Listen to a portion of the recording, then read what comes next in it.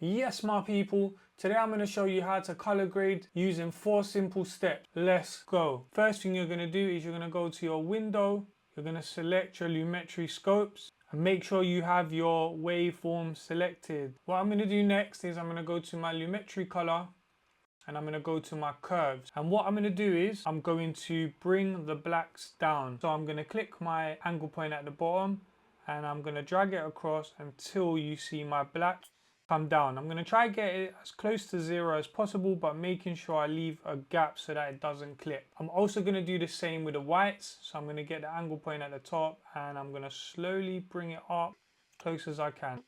And there you go. You can already see a difference.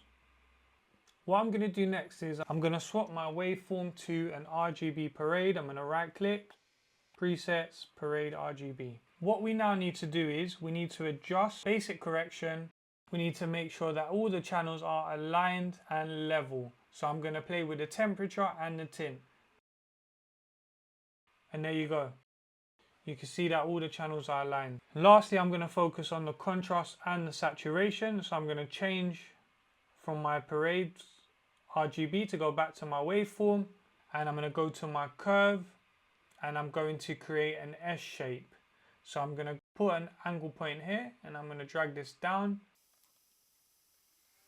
And there you go, I've created like an S-shaped curve. We're going to then go to our basic correction and we're going to increase the saturation a bit. And I'm going to increase the exposure by putting 1. And there you go, my people. If you've liked what you've seen, please like, comment and subscribe. And I'll see you on the next one. Have a blessed day, my people.